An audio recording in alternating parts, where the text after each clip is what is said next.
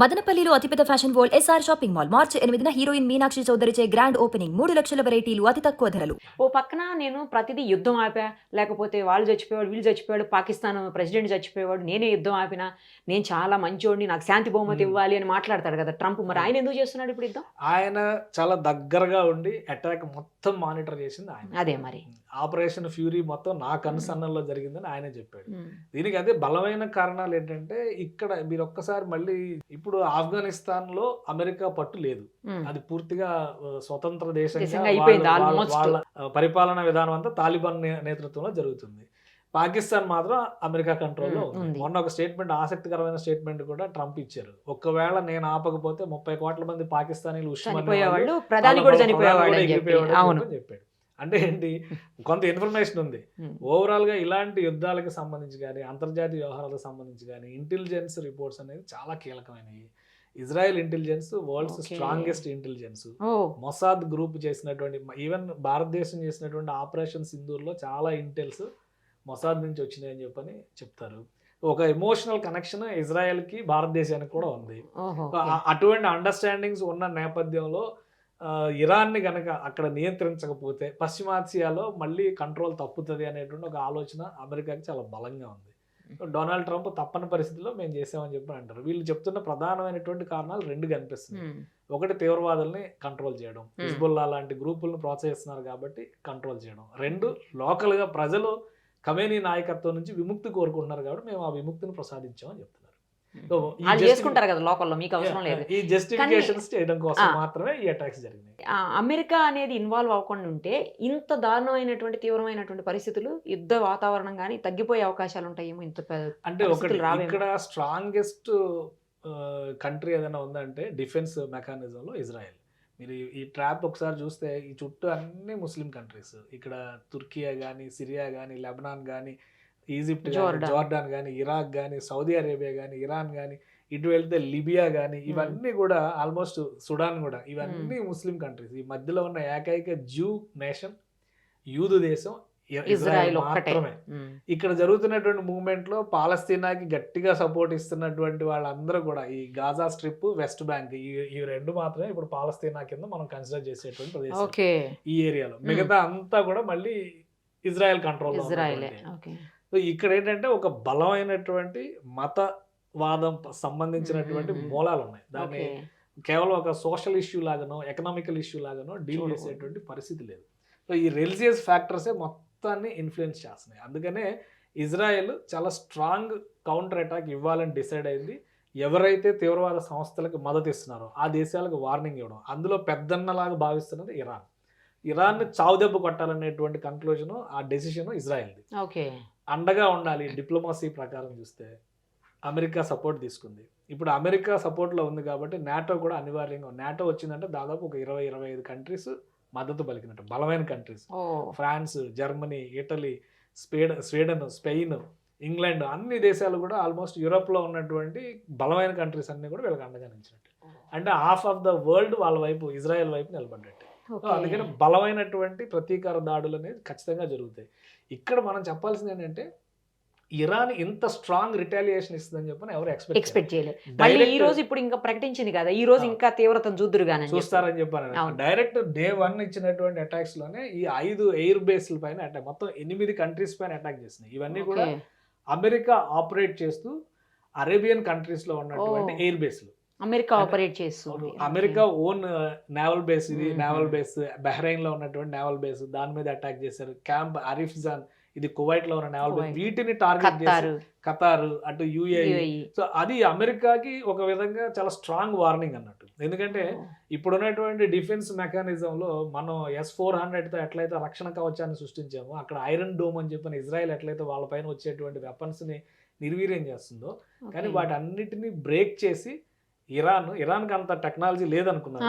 అలాంటిది Iran direct గా air బేస్లను target చేసింది. ఎయిర్ బేస్ల మీద డ్రోన్ అటాక్స్ చేయగలగడం అనేది ఇరాన్ ఖచ్చితంగా ఒక సక్సెస్ కింద మనం చెప్పాలి. దాదాపు 30-40 ప్లేసెస్ లో చేసింది. పైగా మీరు జాగ్రఫీ వైజ్ గా చూస్తే ఇరాన్కి, ఇజ్రాయెల్కి ఇంత డిస్టెన్స్ ఉంటే, ఇక్కడ టెల్ అవీవ్ అంటే ఇజ్రాయెల్ రాజధాని మీద డైరెక్ట్ గా ఇరాన్ అటాక్స్ చేయగలిగింది. సో ఇవి చాలా బలమైనటువంటి అటాక్స్ గా చూడాలి. అంటే ఆ రిటాలియేషన్ అవును. కూడా స్ట్రాంగ్ గా ఉన్నాడు. అంటే Strong ఇప్పుడు గానే. ఇరాన్ వెనక ఉన్న శక్తులు ఎవరు అనేది కూడా ప్రపంచం ఆసక్తిగా చూస్తున్నటువంటి అవును. అంశం.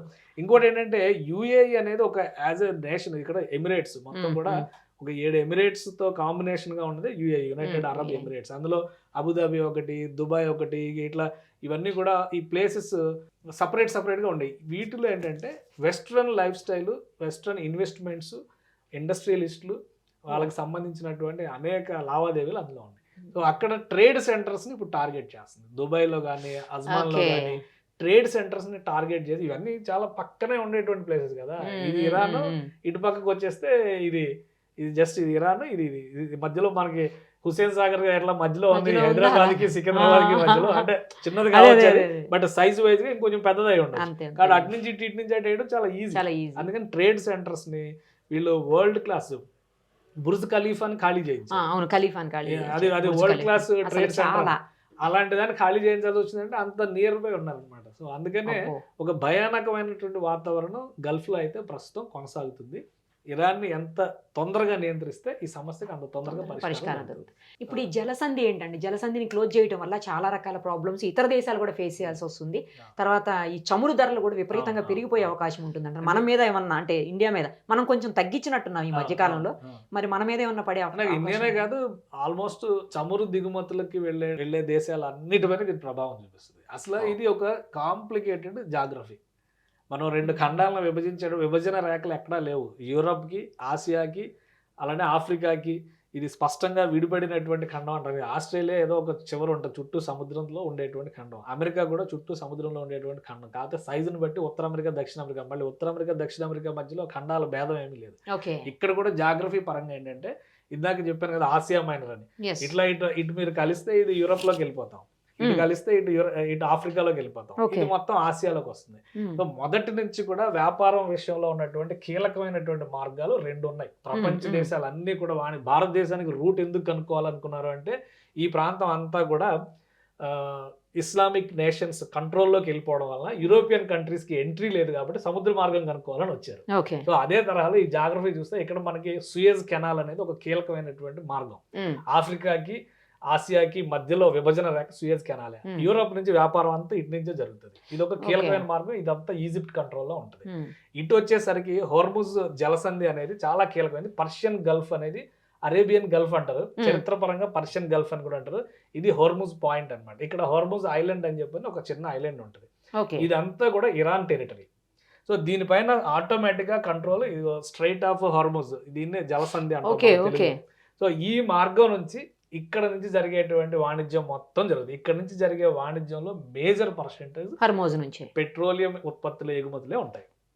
ఏ కంట్రీ అయినా కానీ, ఇటు అరబ్ ఎమిరేట్స్ అయినా, ఖతార్ అయినా, బహ్రెయిన్ అయినా, కువైట్ అయినా, ఇటు ఇరాక్ అయినా, ఇరాన్ అయినా, ఎవరైనా కానీ వాళ్ళ ఎగుమతులన్నీ కూడా ఈ సంధిలోంచి తీసుకుని వచ్చి హర్మోజ్ నుంచి రావాలి. హర్మోజ్ నుంచి ఇటు వచ్చి మనకు అరేబియా సముద్రంలోకి ఎంటర్ అయ్యి ఇండియా మీదుగా మలేషియా, ఇతర దేశాలకి దాదాపు ప్రపంచ వాణిజ్యంలో 30% పెట్రోలియం ఉత్పత్తుల ఎగుమతి ప్రస్థానం అంతా కూడా ఇక్కడి నుంచి జరుగుతుంది అనేది అభిప్రాయం. అసలు ఈ హర్మోజ్ ని ఇరాన్ కంట్రోల్ నుంచి యుఏఈ కంట్రోల్లోకి తేవాలని కూడా ఒక ప్రయత్నం అమెరికా చేసింది గతంలో.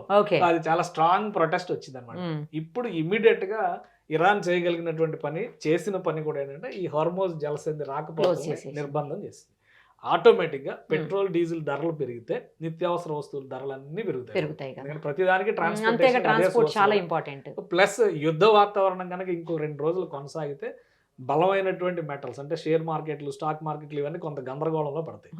అప్పుడు ఏమవుతుంది, ఆల్టర్నేటివ్ ఇన్వెస్ట్మెంట్ కింద మెటల్స్ పైకి వెళ్తారు.